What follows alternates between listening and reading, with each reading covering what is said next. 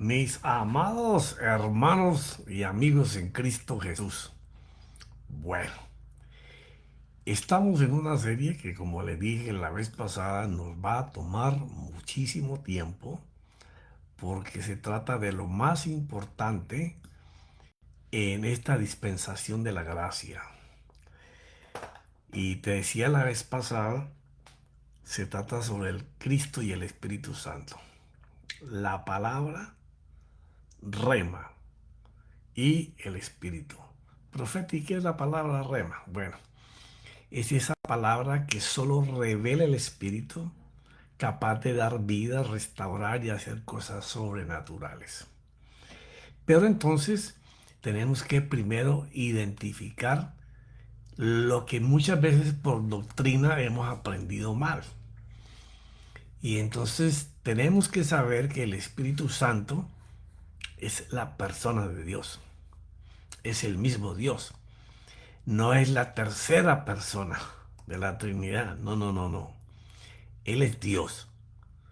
Entonces, eh, el Señor Jesucristo vino a restablecer lo que se había perdido en el principio, cuando el hombre era el reflejo de Dios, era su imagen y su semejanza, tenía autoridad, tenía gobierno sobre todo lo que estaba creado. Pero a causa de la oscuridad que le trajo el pecado, él perdió esa imagen de Dios. Entonces el plan de Dios empieza en que cuando llegara ese tiempo, el Señor Jesucristo iba a darnos de vuelta ese reflejo.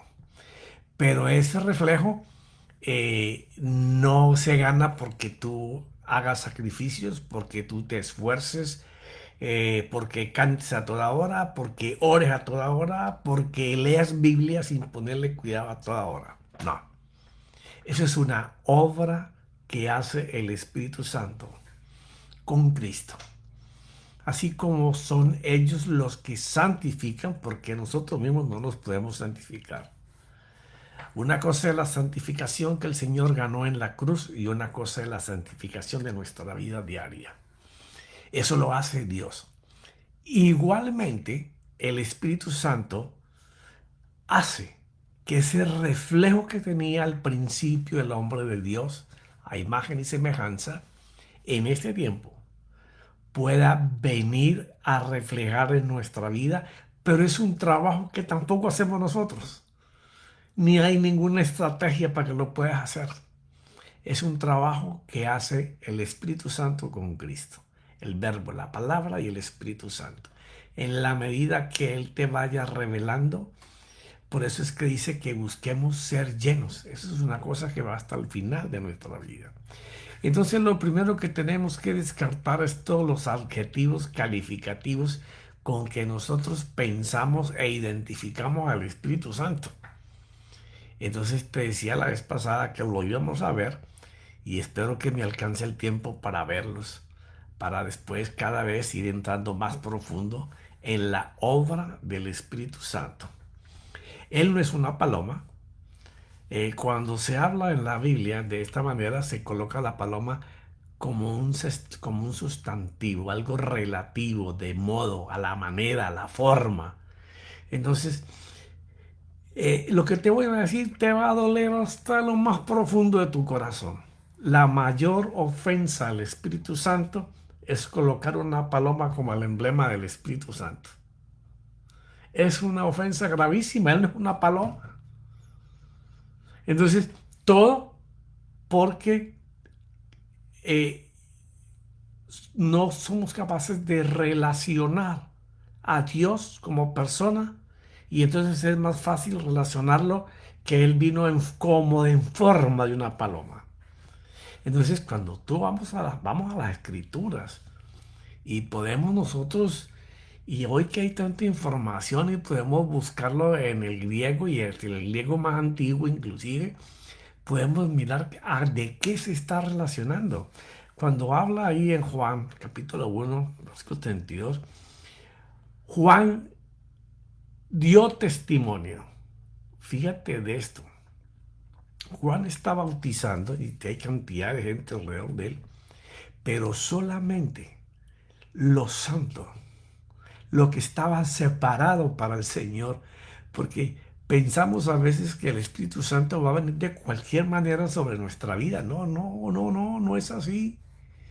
Nosotros tenemos que estar consagrados y dedicados a que Él y la palabra, Cristo, nos vayan santificando en nuestra conciencia diariamente. Y en la medida que nosotros podamos quebrantar ese hombre interior, en esa manera somos llenados. Entonces dice Juan dando testimonio, he visto al Espíritu que descendía del cielo, y aquí es donde comienzan los errores, como paloma.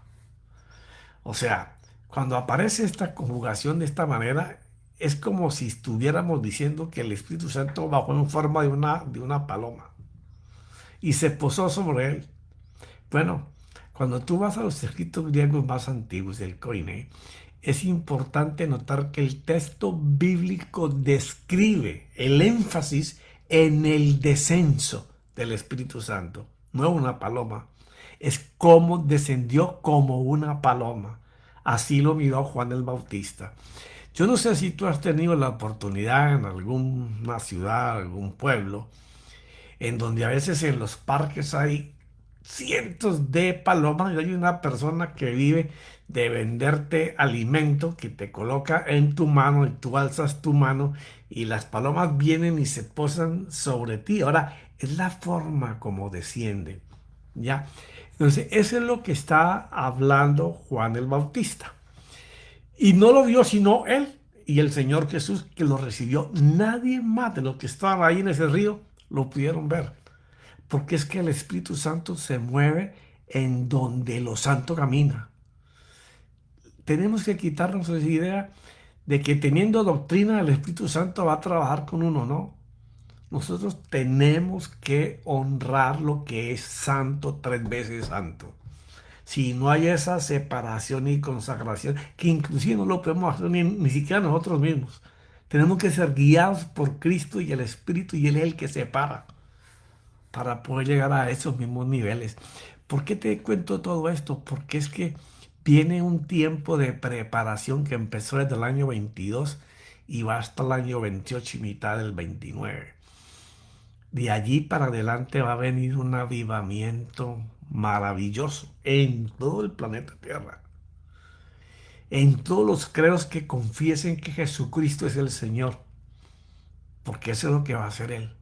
Él vino para ganar almas a través del reflejo de Dios en sus hijos.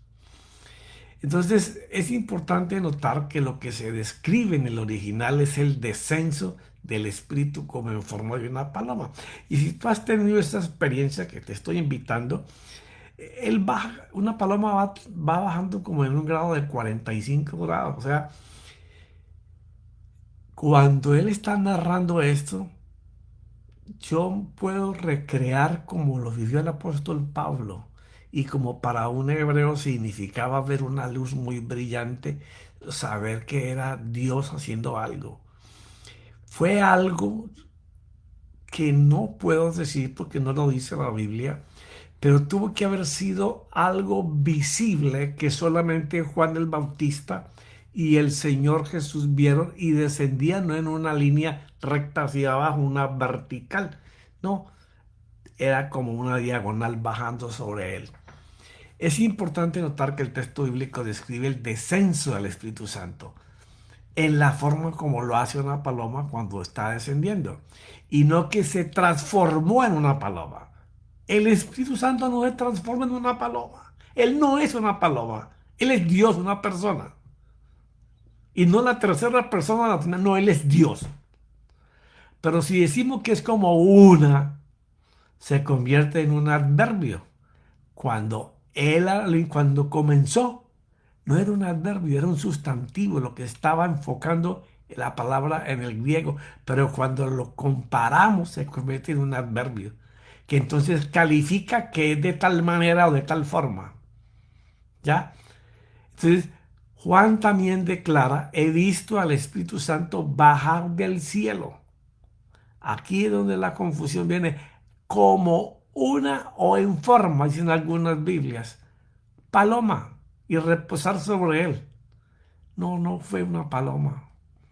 Fue Dios mismo descendiendo del cielo sobre Jesús en el Espíritu Santo, porque el ministerio de mi Señor Jesús hasta ese momento no había tenido milagros, no había tenido señales. El único testimonio lo da Lucas en el capítulo 4, cuando dice, como de costumbre, tomó las escrituras para hablar.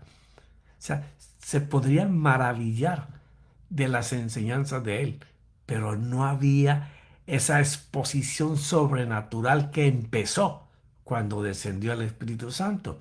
Por eso es que yo siempre les digo que la manifestación del Espíritu Santo tiene que ser visible siempre, porque Él viene para que los que no le conocen sepan que Dios se está presentando. Y si es aquel que lo está reflejando, sabe que Dios lo está usando. Entonces, no podemos convertir una cosa, un ave, en una persona divina, cuando la persona divina estaba desde antes que el mundo fuera mundo. Entonces, tenemos que quitarnos eso del corazón, que el Espíritu Santo es una paloma. No, Él es Dios, una persona, y viene en su esencia de espíritu. Y vamos a estar ahondando mucho más en esto. No me quiero adelantar a todo el tema que tengo trazado, pero Él como Dios, en su esencia de espíritu, viene y entra en el hombre para poder volver a empezar el plan divino de que lo hizo a su imagen y semejanza. Reflejo divino que perdió con el pecado. Pero una vez Cristo quita el pecado en la cruz, entonces Él da la entrada a que el hombre pecador, el hombre que vive en la oscuridad y que anda buscando cómo encontrar, cómo volver a ese estado, Él hizo la puerta a través de Cristo y del Espíritu. Y entonces vamos a estar siempre ahondando en Cristo, y el Espíritu son los que te dan esa llenura. Pero lo vamos a ir viendo despacio. Ahora, tampoco es agua, pero porque Él dijo que brotarían de él ríos de agua viva, eso no quiere decir que el Espíritu Santo sea un manantial de agua. No, no, no, no.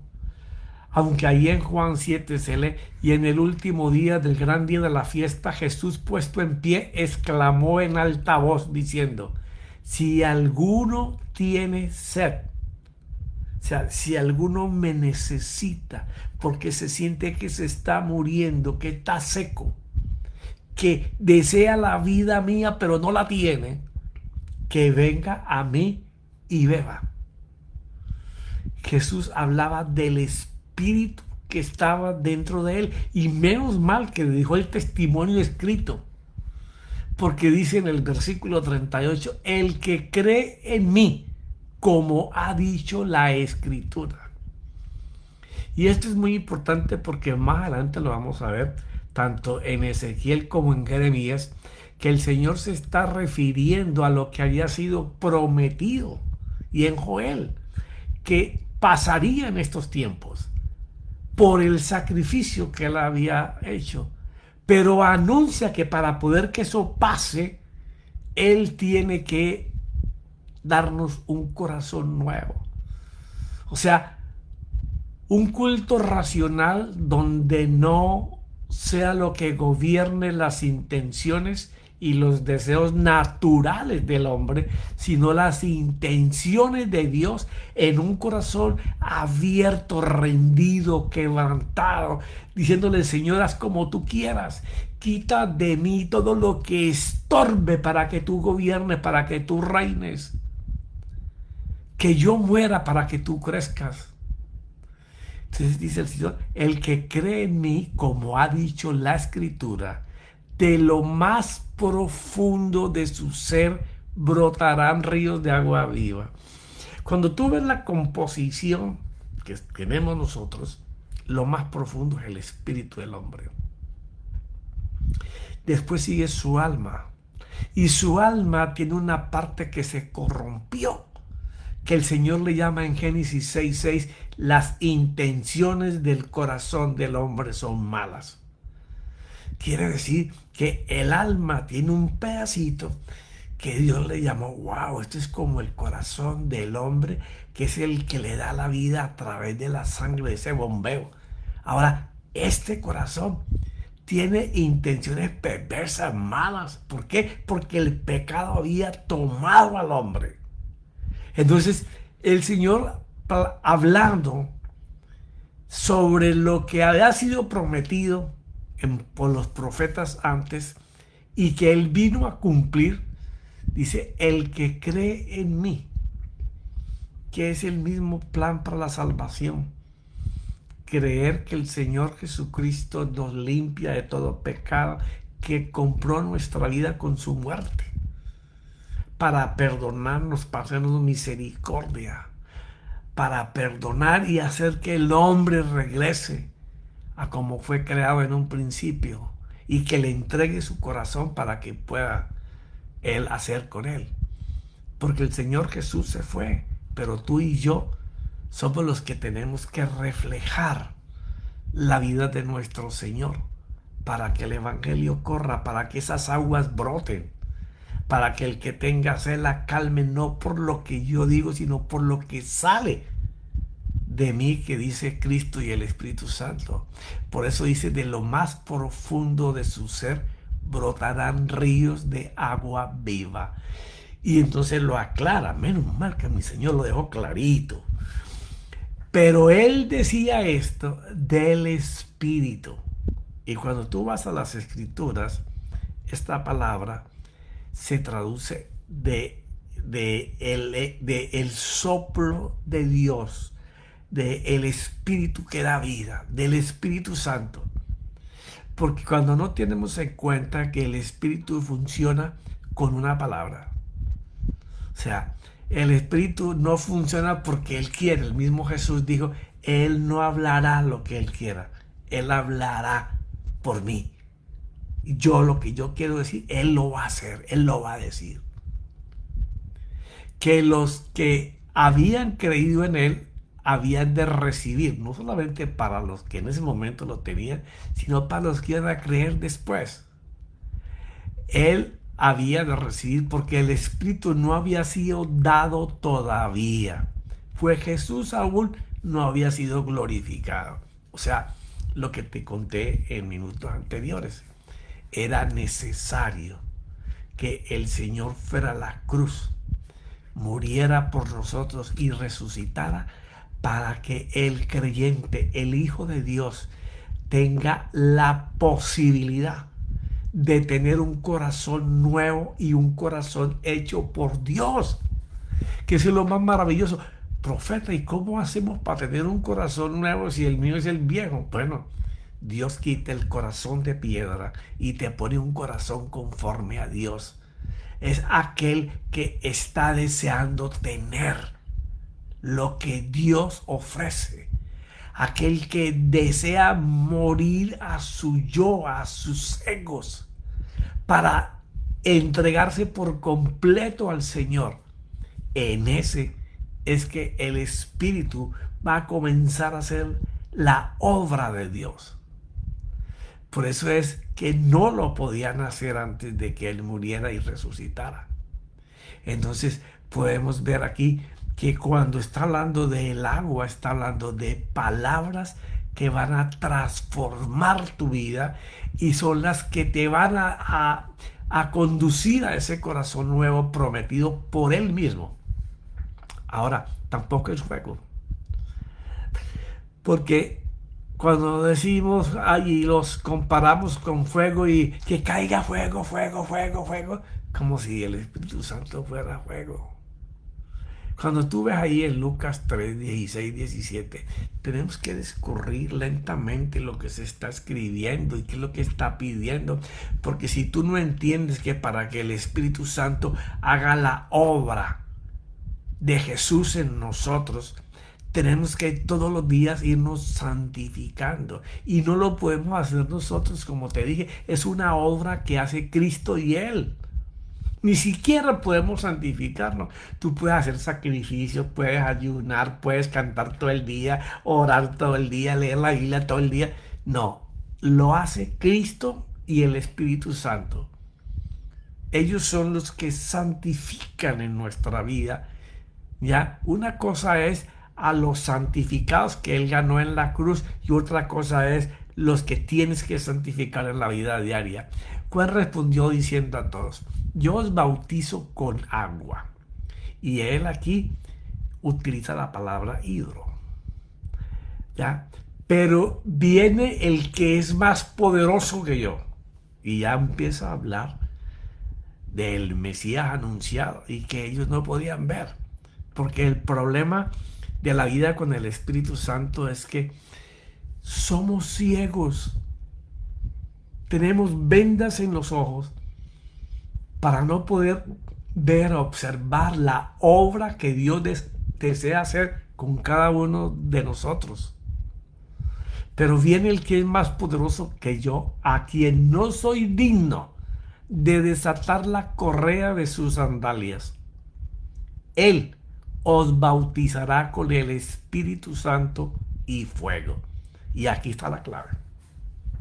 Cuando tú vas al original griego, encuentra, para descifrar la palabra fuego, de el fuego de Dios y qué es lo que hace el fuego de Dios y el fuego que el hombre produce. Para el fuego de Dios se usa la palabra pur, P-U-R. Y para el fuego que el hombre hace es la palabra pura. Lleva una A más a la palabra pur. Ahora, la palabra pur tú la puedes investigar.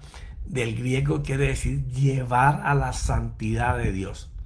Cuando dice que Él vendrá para consumir todo aquello que es contra la santidad y que causa la separación con Él. Porque nosotros queremos ver el poder del Espíritu Santo en nuestra vida, pero no queremos que sea destruido. Cosas que pertenecen a la carne. Y cuando yo te hablo de la carne, no es esta que está aquí, no. Sangre y carne no van a heredar nada de lo que sea de Dios. Carne, lo que te va a dar es carne. Espíritu te da lo que es de espíritu. Entonces, ese fuego que va a impartir el Señor Jesús cuando somos bautizados en el Espíritu Santo, es el que te lleva diariamente, el que te conduce para que a través de Cristo y que Cristo sea revelado por el Espíritu. Porque si la rema de Dios no te ilumina, tú puedes leer Biblia y no puedes tener esa ministración a tu conciencia que te hace reflexionar de las cosas que están impidiendo la vida y el gobierno de Cristo y el Espíritu en ti. Porque puede ser que ya no hagas muchas cosas que antes hacías, pero todavía hay cosas en tus ecos, todavía hay cosas en tu yo que no le has entregado el dominio al Señor y esas las manejas tú. Entonces, mientras tu carne quiera gobernar y hacer aparentar cosas del Espíritu, Él se sale.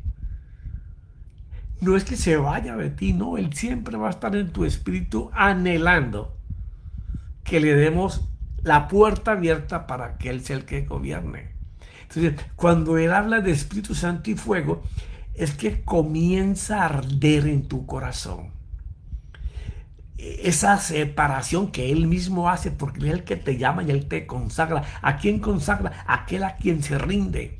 A ese es que Él comienza por intermedio de la palabra y del Espíritu Santo a revelarte todo lo que te está separando de la vida con Dios. Entonces Él viene a consumir todo aquello que es contra la santidad de Él y lo que causa la separación.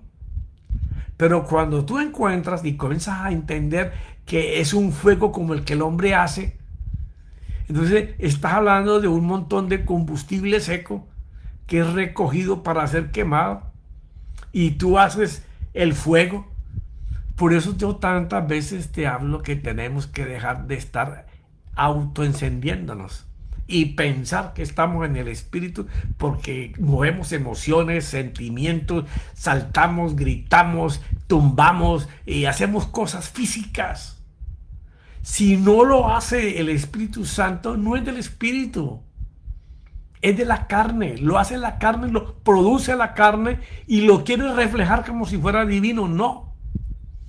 Él vino para quemar todas esas intenciones, planificaciones y cosas que hacemos como para demostrar que tenemos el poder. No, ni tú ni yo tenemos poder. Nosotros lo portamos a Él y Él sí tiene el poder. Y Él puede fluir a través de ti y puede mostrar a través de ti su imagen. La imagen del Dios Todopoderoso. Pero para eso tiene que consumir, destruir todas las cosas que hacemos o que pensamos hacer o estrategias que usamos que son del hombre, que son de su concupiscencia, que son de su mente. Y muchas veces de manera sana, tratando de buscarlo a Él, comenzamos a inventar caminos y pasos que no son de Dios, son de la carne. Y es necesario darle la oportunidad a Dios para que Él consuma en nuestro interior todo lo que nos separe de su presencia. Todo lo que nos separe de verlo a Él obrar. Una cosa muy diferente es ver y contemplar al Espíritu Santo y a Cristo usarte y que a través de ti se manifieste y los que están presentes puedan ver y oír que Dios les habla y Dios hace.